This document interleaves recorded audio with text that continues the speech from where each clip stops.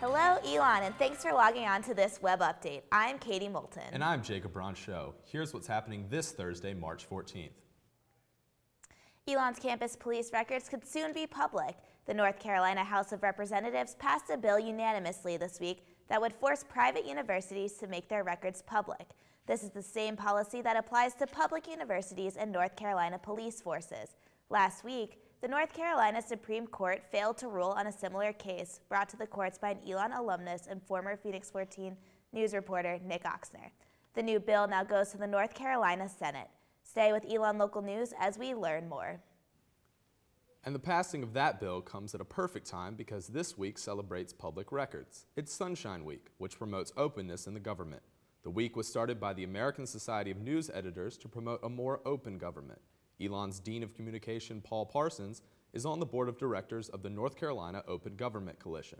We asked him why Sunshine Week is important to Elon students. We need to know what our elected officials are doing in our name. And if we don't know that, then we really can't have an intelligent vote. So it's important to have public officials be on the record, to be making their comments in public. Today marks the first day in the papacy for Jorge Mario Bergoglio of Argentina. White smoke was released from the Vatican yesterday as the College of Cardinals made their final decision. Bergoglio took the name Pope Francis after St. Francis of Assisi, who was known as a reformer and friend to the poor. Pope Francis is the first pope elected from South America. We talked to Elon's father, Jerry Waterman, about what this means for Elon Catholics and Catholics around the world. Well, certainly it's a milestone for us. Someone out of Europe to say that maybe this world, this church is a very global and cultural thing, and 480 million Catholics are South and Central America. That's a lot of chunk of Catholics. As many celebrate the new pope, Elon celebrates its 124th birthday this week. The celebration kicked off with a special college coffee where President Emeritus Dr. Earl Danley and President Leo Lambert recognized the honorees, the Maynard family, some of whom attended the event. Reed A. Maynard was an Elon trustee for more than 30 years.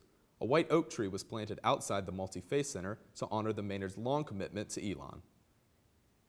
And festivities continue today at Newman Lumen.